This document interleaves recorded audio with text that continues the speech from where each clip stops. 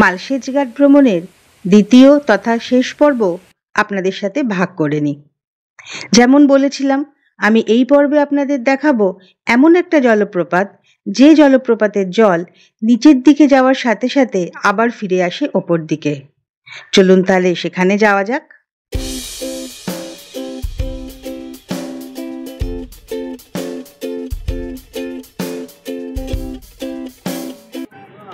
মালসেজ ঘাট ভ্রমণের প্রথম পর্ব আমরা শেষ করেছিলাম রিয়া আর দেবাশিসের জন্মদিন সেলিব্রেট করে।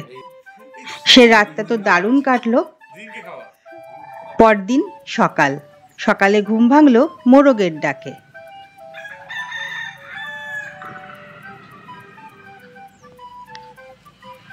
সকালটা ভারী সুন্দর, বিশেষ করে যখন আপনি কোথাও বেড়াতে যান, সেই জায়গার সকালটা যেন আরো সুন্দর হয়ে ওঠে, তাই না? আমাদের ছেলেপিলেগুলো এক কাপ চা খেয়েই নেমে পড়েছে জলে। ব্রেকফাস্ট নয়, কিচ্ছু নয়, শুধু এক কাপ চা আর দুটো বিস্কুট। আমার মাই বা বাদ যাবে কেন? আমার মা একসময় পুকুরে খুব সাঁতার কাটতেন। সেই স্মৃতি উস্কে দিয়ে তিনি সুইমিং পুলেও নেমে পড়েছেন, যদিও সাঁতার কাটেননি। রিয়ার সঙ্গে টিনটিনে সবসময় একটা খুনসুটির সম্পর্ক। যত পেছনে লাগাও রিয়ার সাথে। রিয়া সম্পর্কে যদি ওর মাসি হয়, কিন্তু ছোট থেকে কোনোদিনই ওকে মাসি বলে ডাকেনি, নাম ধরেই ডেকে এসেছে এবং মিশেছেও বন্ধুর মতোই।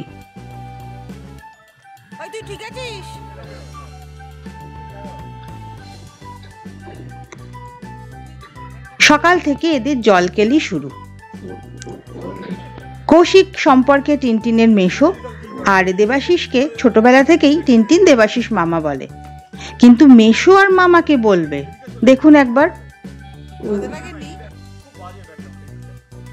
স্কুল ফ্রেন্ডদের থেকেও টিনটিনের যেন এদের সাথে বেশি গাঢ় সম্পর্ক। আর সত্যিই তাই। ওরা চারজনে সুইমিং পুলে খুব মজা করছে।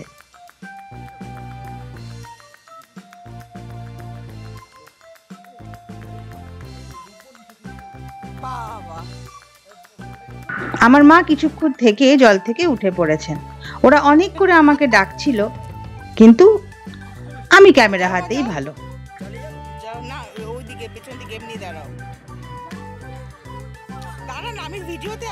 রিয়া কৌশিক আমাকে অনেকক্ষণ ধরে ডাকাডাকি করছে, কিন্তু ওদের এই মজাটা ক্যাপচার করতেই বেশি ভালো লাগে।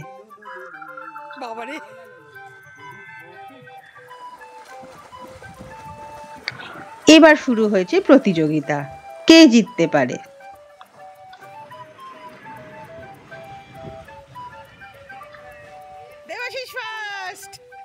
দেবাশিস জিতে গেছে। মানে যত রকমের আনন্দ করে নেওয়া যায় আর কি, সমস্তটা একেবারে লুটে পুটে নাও, চেটে পুটে নাও, কোনো কিছুর যেন ফাঁক না থাকে। এবার 3 জনের কম্পিটিশন। আর সত্যিই তো, এটা করতেই তো আশা। সকলেই এত ব্যস্ত, সেই ব্যস্ততা থেকে যখন একটু ছুটি নিয়ে বাইরে আসা যায়, তখন তো এই নির্ভেজাল আনন্দটাই একমাত্র লক্ষ্য থাকে, তাই না? সেখানে যেন কোনো ফাঁক না থাকে। কে জানে আবার কবে সবার সাথে একসঙ্গে দেখা হবে, এইভাবে সবাই সময় করে আমরা বেরোতে পারবো। এই সুযোগও তো আমাদের সব সময় হয় না, তাই না?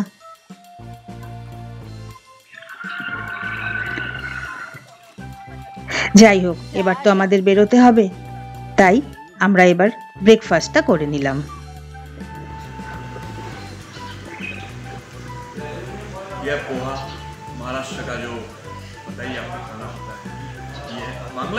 বাংলায় তো এটা পোহা, মহারাষ্ট্রের একদম পাতি বাংলা খাবার, মানে মহারাষ্ট্রের পাতি বাংলা খাবার পোহা আর উপমা আমরা নিয়ে নিই। স্যান্ডউইচ দিদিনের বানানো, পাও গোটা রাজ্যটা যেটার উপর দাঁড়িয়ে আছে, আর আমাদের গতকালের চিকেন। ব্রেকফাস্টের সবকিছু তো কৌশিকই বলে দিল আপনাদের। আর ও যে একটা কথা বললো না, পাওটাকে দেখিয়ে, যেটার ওপর রাজ্যটা পুরো দাঁড়িয়ে আছে, খুব সত্যি কথা। মহারাষ্ট্রে পাও না থাকলে যে কি হতো কে জানে, সব কিছুতে পাও। আমি কোনো সময় সুযোগ পেলে আমি মহারাষ্ট্রের এই স্ট্রিট ফুড আপনাদের দেখাবো। চলুন, এবার আমরা বেরিয়ে পড়েছি। এবার আমরা যাব সেই বিখ্যাত ফলস দেখতে, যেই ফলসের জল নিচের দিকে যাওয়ার সাথে সাথে আবার চলে আসে ওপর দিকেই। এখন এখানে প্রচণ্ড বৃষ্টি পড়ছে, রাস্তা পুরো ভিজে, সেই সঙ্গে সবুজ যেন আরো গাঢ় হয়ে গেছে। আমরা যাচ্ছি নানেঘাট।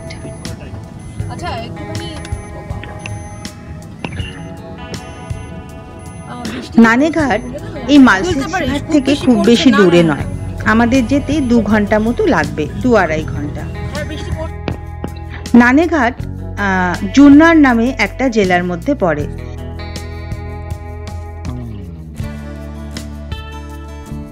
পুনে থেকে জুন্নারের দূরত্ব 96 কিলোমিটার। আপনি যদি কোনো সময় ছুটি কাটাতে জুন্নারে আসেন, তাহলে আপনি কিন্তু একসঙ্গে অনেকগুলো ঘোরার ডেস্টিনেশন পাবেন, যেমন মালসেজ ঘাট, লেনাদ্রি, শিবনারি ফোর্ট আর নানেঘাট। এর মধ্যে লেনাদ্রি কিন্তু আমি আপনাদের নিয়ে গেছি।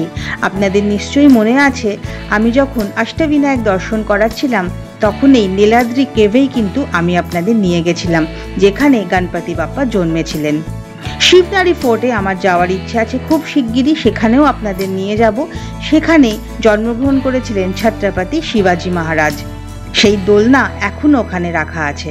আমি একবার শিবনারি ফোর্টে যাওয়ার চেষ্টা করেছিলাম, কিন্তু আমি একটু লেট পৌঁছেছিলাম এবং শিবনারি ফোর্টে যেতে গেলে প্রায় 1.5 ঘন্টা সিঁড়ি দিয়ে উঠতে হয়, তবে আপনি ফোর্টের ওপরে পৌঁছতে পারবেন। আমি তাই সময় করতে পারিনি, আমার সময়টা দেরি হয়ে গেছিল। আর এই নানেঘাট যেটা এখন আপনাদের নিয়ে যাচ্ছি, এই নানেঘাটে আছে সেই ফলসটা, যে ফলসটাকে রিভার্স ফলস বলা হয়। আসলে এটা রিভার্স কি করে হয়? রিভার্সটা এই জন্যেই হয়, এটা আপনারা হয়তো ভাবছেন একটা জল কি করে নিচের দিকে না গিয়ে ওপর দিকে যায়, গ্র্যাভিটিকে কি সে অস্বীকার করছে? গ্র্যাভিটির উল্টো দিকে কি করে বইতে পারে জল? না, গ্র্যাভিটির উল্টো দিকে ওইভাবে বয় না। ব্যাপারটা কি হয়েছে, জলটা যখন পড়ে, খুব জোরে যখন জলটা পড়ছে, তখন নিচে থেকে প্রচণ্ড হাওয়া আসে এখানে, ওই জায়গাটাতেই প্রচণ্ড হাওয়া, এবং সেই হাওয়ার এতটাই ফোর্স যে সেই জলটা নিচের দিকে আর পড়তে পারে না। কিছুটা নিচে যাওয়ার পরে সেই হাওয়ার জোরে সে আবার ওপর দিকে উঠে আসে। তাই জন্যই এটাকে উল্টো জলপ্রপাত বা রিভার্স ফলস বলে। ও কিন্তু গ্র্যাভিটির এগেনস্টে কোনো কাজ করছে না, গ্র্যাভিটির সাথেই আছে, কিন্তু যেহেতু হাওয়ার এত জোর, সেই জন্য জলটা নিচের দিকে পড়তে পারে না। এটাই হচ্ছে ব্যাপার, এবং সেই জন্যেই এই ফলসটার বিশেষত্ব এখানেই। কি অপূর্ব প্রাকৃতিক দৃশ্যের মাঝখান দিয়ে আমরা যাচ্ছি, দেখেছেন? দুদিকে শুধু সবুজ আর সবুজ, সবুজের সমারোহ। দূরে পাহাড়গুলো দেখুন, পাহাড়ের ওপর জমে রয়েছে মেঘ। অপূর্ব, ভারী সুন্দর। এই জিনিস মানে ভাষায় বর্ণনা সত্যি করা যায় না। আপনারা যারা ভ্রমণ বিলাসী তারা অবশ্যই বুঝতে পারছেন যে এইরকমভাবে ঘুরতে, এরকমভাবে বেড়াতে এই বর্ষার মধ্যে কি অসাধারণ অপূর্ব লাগে। আর এখন আমাদের গাড়িতে যে গানটা চলছিল, সেটা আমাদের সব সময়ের জন্য ফেভারিট একটা জার্নি সং। সেটা পিকু সিনেমার যে জার্নি সংটা আছে সেটাই। কপিরাইটের কারণে আমি দিতে পারলাম না, কিন্তু সেই গানটাই কন্টিনিউ আমাদের গাড়িতে বাজছিল। তার সাথে এই বাইরের পরিবেশ, মানে সত্যি এই ভাষায় বর্ণনা করা আমার পক্ষে সম্ভব নয়। আমাদের ইচ্ছে ছিল এখান থেকে আমরা শিবনারি ফোর্টে যাব, কিন্তু ওই যে প্রথমেই একবার আমি বলেছিলাম না, আমাদের ইনফরমেশন ভীষণ ভুলভাল আমরা নিয়ে এসেছিলাম, সঠিক তথ্য আমরা নিয়ে আসিনি, যেটা আমাদের একেবারেই উচিত হয়নি। তো এখানেও আমাদের ভুল ইনফরমেশন ছিল। এই নানেঘাট যেতে কতক্ষণ লাগে এবং নানেঘাটে পৌঁছতে অ্যাকচুয়ালি মানে ওই ফলসটা অবধি পৌঁছতে যে কতক্ষণ লাগবে, সেখানে কতক্ষণ সময় লাগবে, সেসব কিন্তু আমরা কিছুই জানতাম না। আমাদের মনে হয়েছিল এই তো একটা ফলস, যাব, গিয়ে দেখবো, চলে আসবো, বড় জোর 1 ঘন্টা, তার বেশি লাগবে না। কিন্তু আসলে মোটেও সেটা নয়, সে তো আপনারা বুঝতেই পারবেন দেখতে দেখতে। এবং যে কারণে আমাদের কিন্তু শিবনারি ফোর্ট যাওয়া হয়নি, কারণ সময়ই আমাদের কুলোতে পারলাম না আমরা। এবং নানেঘাটেও যে কিভাবে যেতে হয় সেটাও কিন্তু আমরা জানতাম না। তাই আমাদের এবারের ট্যুরটা সবসময় একটা চমকের পর চমক ছিল। কি সুন্দর জায়গাটা না, সামনে কতটা জল, নদী বা কোনো লেক কিছু একটা তো হবে, আর এইরকম চারদিকে সবুজ। আমাদের তো টনক আবার নড়ে গেছে, পাগলামোটা আবার পেয়ে বসেছে। অতএব গাড়ি থামাও, আমরা এখানে নামবো। 2 ঘন্টার রাস্তাটা কতক্ষণে যে যাব আমি জানি না, কারণ এই পাগলামোটা আমাদের চলতেই থাকবে। গাড়ি থামিয়ে আমরা নেমে পড়েছি।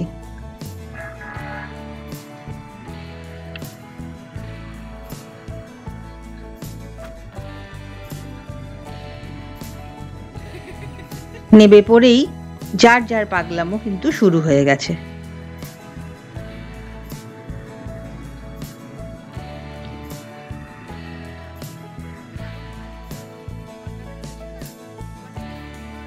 আর আমি চেষ্টা করছি ক্যামেরা হাতে সবকিছুকে ক্যামেরা বন্দি করার, মানে ফোন বন্দি করার।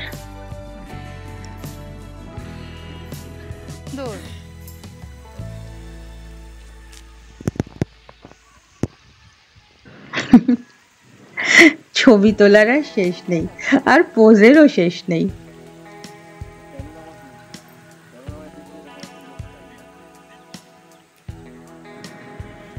ওই দেখুন টিনটিনকে, আবার চলে গেছে কোনো পোকামাকড় খুঁজতে।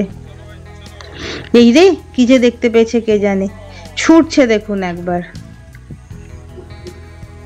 এসব জায়গায় ওকে আটকে রাখা মুশকিল। চলুন আমি বরং এবার আপনাদের দেখাই ও অ্যাকচুয়ালি কি খুঁজে বেড়ায় আর কি পায়।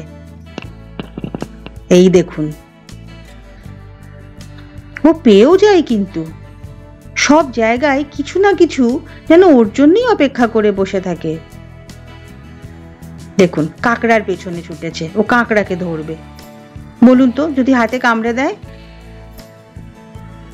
না, সেসবের ভয় টিনটিনের নেই, ধরেও ফেলেছে কাঁকড়াকে। এবারের পরীক্ষা নিরীক্ষা হবে, সামনে পেছন উল্টে পাল্টে সব দেখা হবে। আসলে ওর একটা ইউটিউব চ্যানেল আছে, সেগুলোর জন্য ও ইনফরমেশনও কালেক্ট করে, আর এগুলোকে ধরে এরকমভাবে লাইভ বলতে থাকে ওর যা যা নলেজ আছে সেগুলো, সেটা নিয়েই ওর চ্যানেলটা। তারপরে ওদেরকে আবার ছেড়ে দেয়।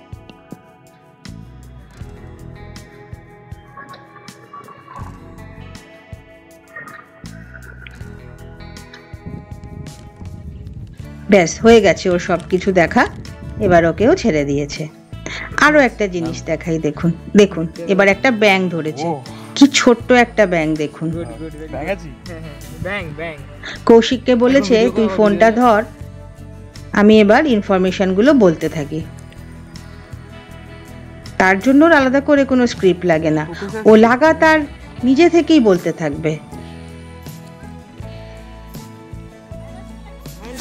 But sometimes if you have to capture one, you don't have any choice.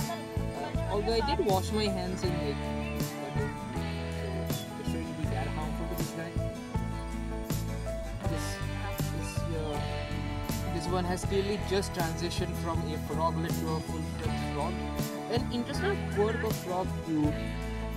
You can see a little nub, the back of his body. You see this? This is his remnant of the tail. দেখছেন একবার মজাটা? তবে আমি কোনোদিন ওকে আমি বাধা দিইনি, কারণ স্বতঃস্ফূর্তভাবে যেটা হয় তার থেকে বেশি ভালো আর কিছু হতে পারে না। ও এসব ব্যাপারে সব সময় আমার কাছে ফ্রিডম পেয়েছে। অনেক হয়েছে পাগলামি, এবার আমাদের পৌঁছতে হবে তো, নাহলে তো লেট হয়ে যাব। তাই সবাইকে ধমকে ধামকে গাড়িতে তোলার দায়িত্বটা আমাকেই নিতে হলো। সবার থেকে আমি বড় কিনা।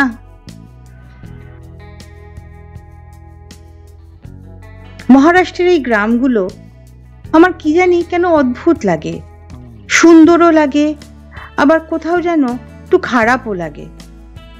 খুব ইন্টেরিয়ার গ্রামেও আমি গিয়ে দেখেছি এরা এত গরিব, আর এখানে তো ভালো করে সেইভাবে চাষবাস হয় না, আর বর্ষার জলের ওপরই নির্ভর করে, সারা বছর বৃষ্টিও হয় না। আমরা এখন যেখানে পৌঁছলাম এইখান থেকেই আসলে নানেঘাট যেতে হবে। এখানেই গাড়ি থামাতে হবে এবং এখান থেকে হাঁটতে হবে আমাদের অনেকটা, সেই কালু ফলসের মতনই অবস্থা হয়েছে। কিন্তু আমরা এবার ঠিক করেছি যত দূরই হোক না কেন আমরা এবার যাবই যাব, যত কিলোমিটারই হাঁটতে হোক না কেন আমরা থামবো না। এখানে যেটা আরেকটা করতে হবে, এখানে সর্বক্ষণ বৃষ্টি এবং ওয়াটারফলসের জলটা যেহেতু নিচের দিকে না গিয়ে উল্টো দিকে আসে, অতএব আপনার গায়ে আসবেই এবং আপনি ভিজে যাবেনই যাবেন। সেই জন্য এখানে মাস্ট হচ্ছে ওয়াটারপ্রুফ পরে যাওয়া। যারা ওয়াটারপ্রুফ নিয়ে আসেন ঠিক আছে, আর তা না হলে আপনাকে এখান থেকেই ওয়াটারপ্রুফ কিনে নিতে হবে। এই গাড়িগুলো দাঁড়িয়ে আছে, এই গাড়িগুলোর কাছে আপনি ওয়াটারপ্রুফ কিনতে পারবেন এবং এই গাড়িগুলোতে কিন্তু খাবার দাবারও পাওয়া যায়, চা, বিস্কুট, জল, 2 মিনিটের নুডলস সবই এখানে আপনি পেয়ে যাবেন।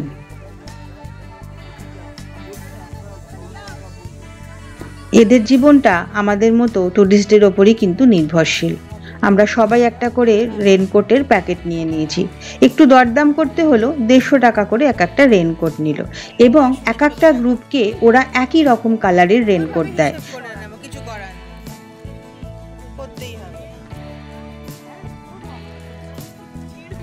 যাতে গ্রুপ মেম্বাররা একে অপরকে দূর থেকেই বুঝতে পারে যে এই রঙের রেনকোট মানে এ আমাদের লোক। নানা রকম রঙের রেনকোট আছে ওদের কাছে, আমরা পেয়েছিলাম হলুদ।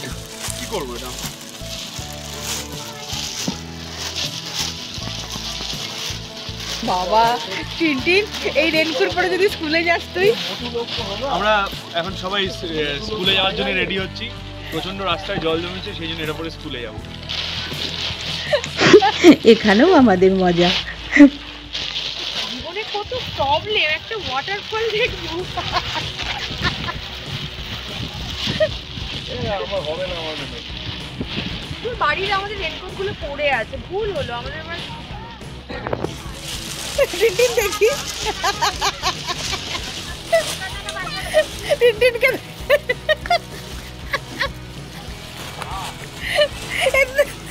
তোদের পেঙ্গুইনের মতো লাগছে। এই টাকা টাকা টিনটিন টাকা, তোদের পেঙ্গুইনের মতো লাগছে টাকা। সত্যি সত্যি লাগছে কিনা পেঙ্গুইনের মতো বলুন তো? 5টা হলুদ পেঙ্গুইন। এরকম ভাবে মজা করে আমরা 5 জনে 5টা হলুদ রেনকোট পরে রওনা দিলাম নানেঘাটের উদ্দেশ্যে। তবে আবারও একটু আমাদের ভুল হয়ে গেছিল। দূর থেকে এই জায়গাটা দেখে আমরা ভেবেছিলাম এটাই বোধহয় সেই ওয়াটারফলসটা। আসলে না, এটা একটা ভিউ পয়েন্ট, এটা ওয়াটারফলসটা নয়। আমাদের হাঁটতে হবে প্রায় 2 কিলোমিটার। সেই ইনফরমেশন আমরা এখন পেলাম, আগে আমরা জানতাম না। কিন্তু এইবারে আমাদের কেউ আটকে রাখতে পারবে না, আমরা সেখানে যাবই যাব।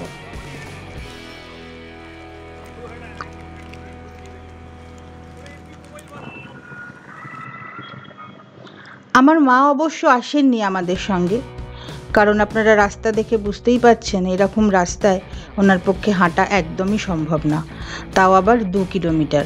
মানে 2 কিলোমিটার যাওয়া আবার 2 কিলোমিটার আসা, তো 4 কিলোমিটার হাঁটা ওনার পক্ষে একদমই সম্ভব না, তাই উনি গাড়িতেই বসে আছেন।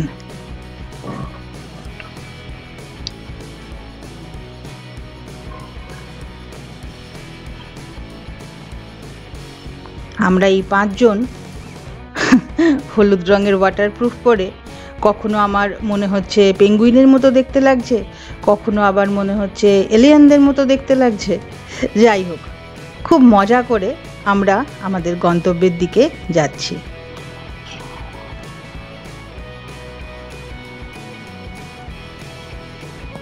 পাহাড় পর্বত, নদী নালা ডিঙিয়ে যাওয়া কাকে বলে আমরা কিন্তু এবারে সত্যি সত্যি সেটা টের পেলাম।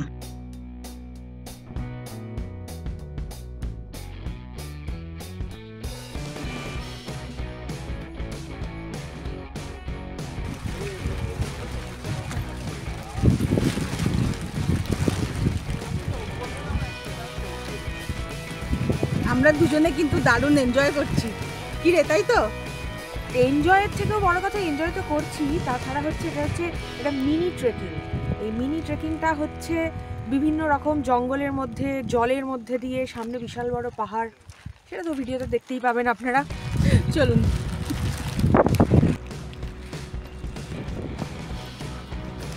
আমার বোন আমাকে সব সময় হেল্প করেছে। এমন অনেক জায়গা ও আমাকে হাত ধরে ধরে পার করেছে।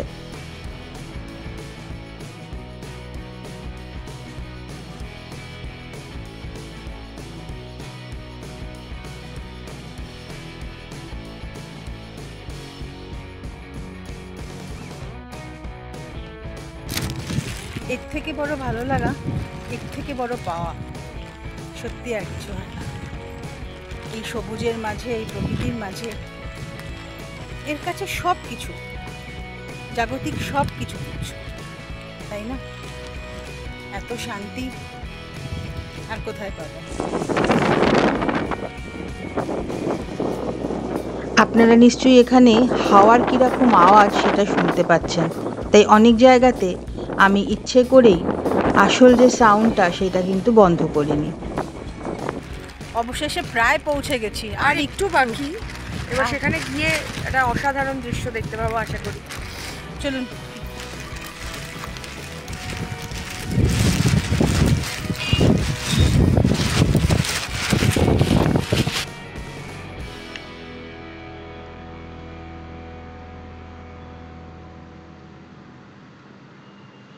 বেশ লাগছে কিন্তু প্রকৃতির মাঝখানে এইভাবে হেঁটে যেতে।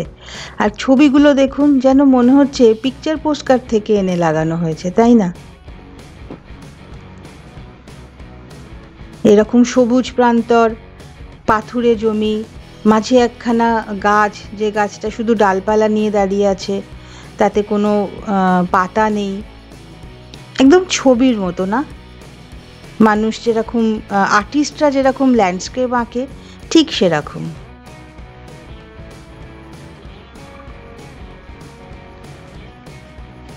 আমরা প্রায় পৌঁছে গেছি, আর একটুখানি বাকি।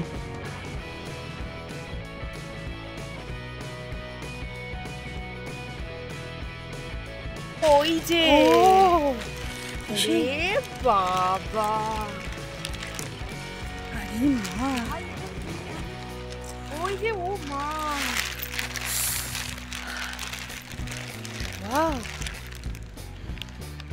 দেখ আমি দাঁড়াতে বলছি, ও হাত দেখিয়ে যাচ্ছে।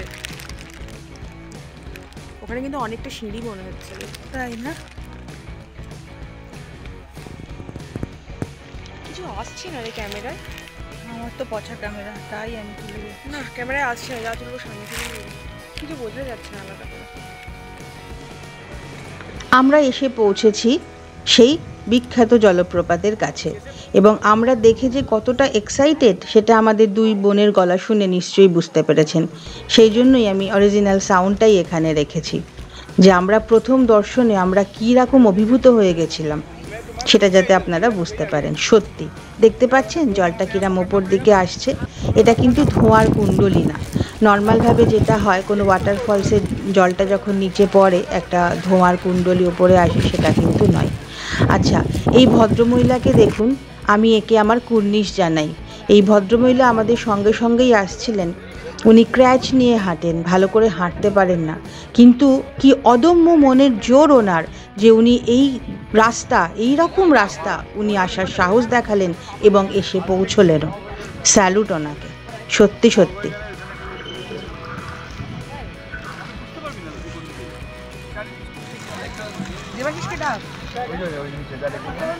এখানেও যে গরম গরম পেঁয়াজি আর চা পাবো ভাবতেই পারিনি। কেমন লাগছে?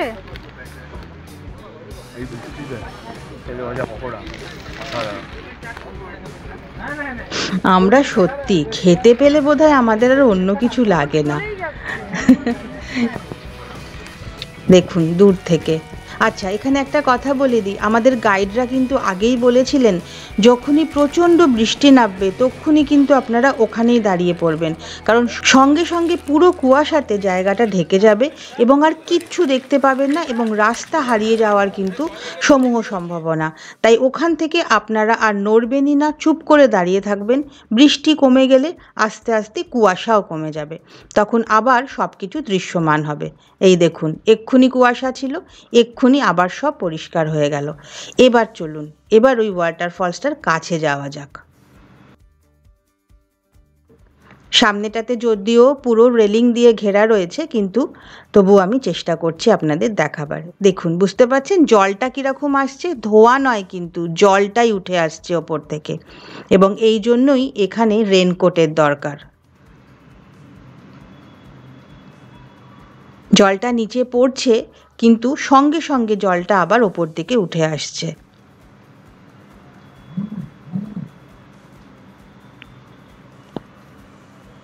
তবে হ্যাঁ, এই জায়গাটার এই দৃশ্য, এটা কিন্তু আপনি বর্ষাকাল ছাড়া পাবেন না। এটা দেখতে গেলে আপনাকে বর্ষাকালেই এখানে আসতে হবে।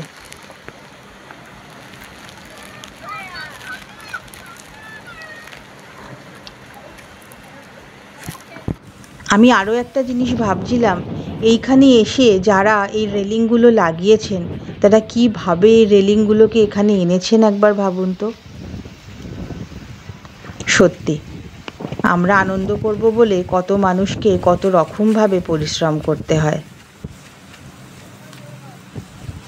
ইতিমধ্যে আমরা পুরো জায়গাটাকেই যতটা পারছিলাম ঘুরে ঘুরে দেখে নিচ্ছিলাম।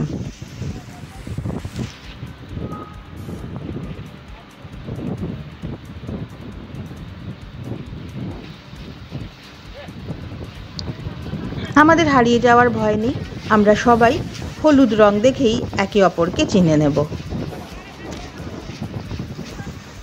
এটা আমার কাছে খুব মজার লেগেছে, এই সবাই মিলে এক রকমের হলুদ রেনকোট, এই অভিজ্ঞতা আমার একদম প্রথম।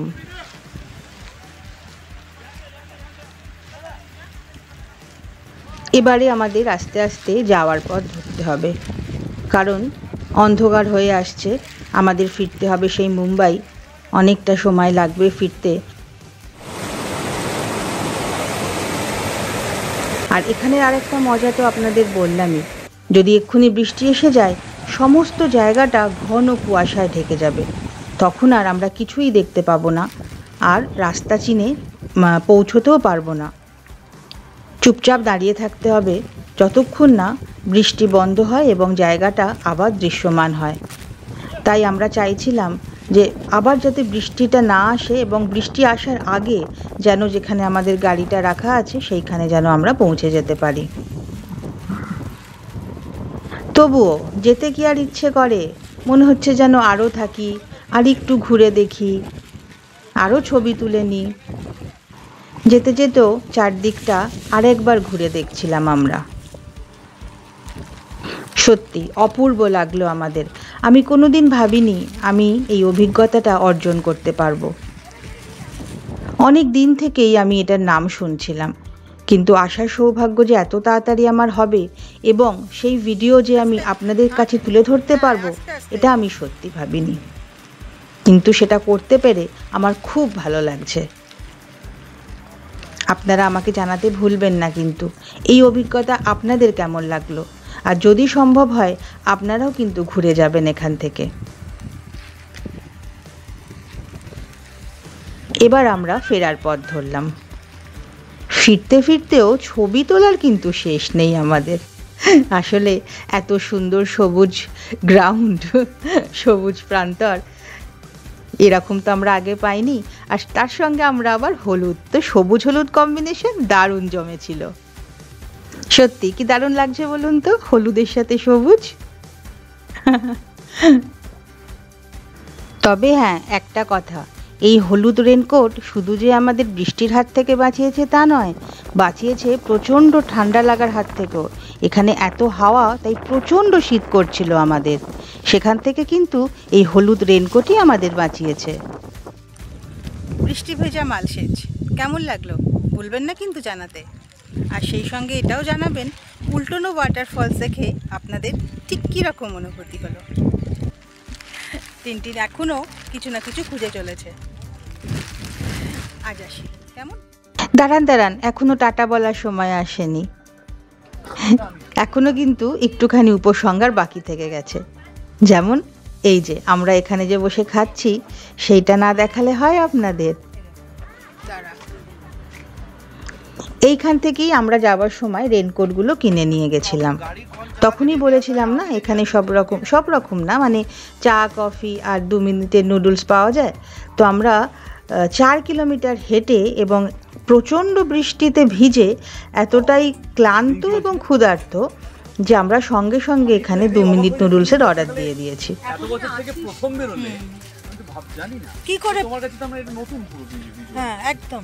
আমি বর্ষাকালে মহারাষ্ট্র আমি শুধু দেখেই এসেছি, আর আমার ঘরের ছাদ দিয়ে জল পড়ে, টিনটিনের পা ডুবে যায়, আমার খাট ভিজে যায়। আমার বর্ষার অভিজ্ঞতা এটাই। কৌশিক খুব অবাক হয়ে গেছে যে আমি এই প্রথম বর্ষাতে মহারাষ্ট্রে এইভাবে বেরোলাম বলে। সেটাই আমি ওকে বলছিলাম। আমার